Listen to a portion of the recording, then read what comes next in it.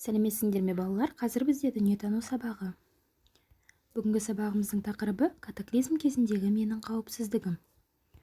Сабағымызды жақсы көңіл күйде бастау үшін мына өлең жолдарын айтып көрейік. Мен айтамын, ал сендер қайталайсыңдар. Мейірімді жүрекпен, ақ пейілді тілекпен, амандасып алайық, бір жадырап қалайық. Ендеше балалар, үй тапсырмасын тексеріп өтейік. Мен сендерге сұрақтар қоямын, ал сендер жауап бересіңдер.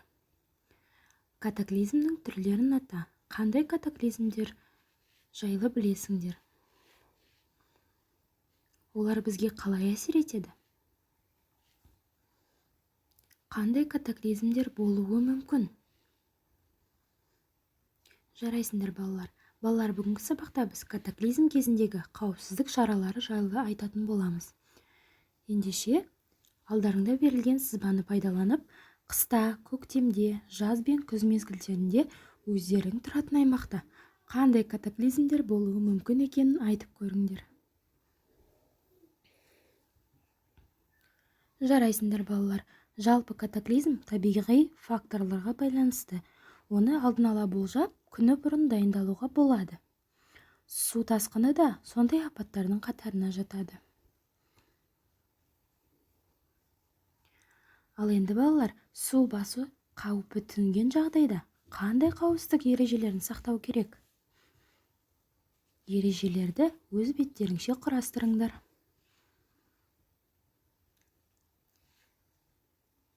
Өте жақсы балалар, ал енді мына ережелерді сақтаңдар. Су басу қаупі төнген жағдайда өзіңмен бірге тамақ, су, жылы киім, медициналық қорап, құтқаратын шеңбер, сіріңке, жіп, тағы да басқаларды алу керек. Жоғары қабатқа көтерілу не үйдің төбесіне шығу керек. Құтқарушылар келгенше отырған жеріңде күту керек. Жылау, жарық түсіретін құрал немесе майшамды жағып, қай жерде екеніңді білдіріп, белгі беру керек. Жарайсыңдар балалар, ендеше бір сергіп алайық.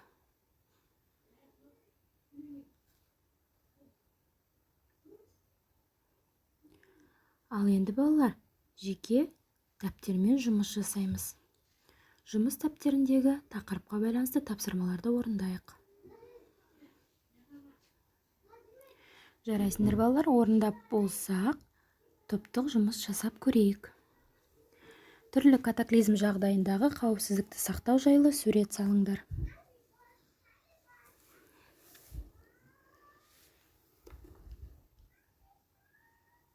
Жарайсыңдар балалар, бүгін өте жақсы жұмыс жасадыңдар.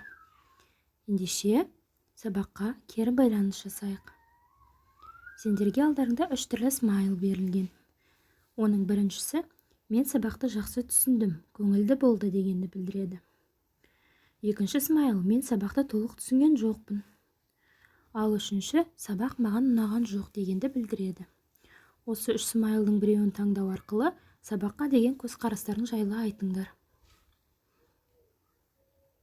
Жарайсыңдар балалар, сабақ аяқталды, сау болыңдар.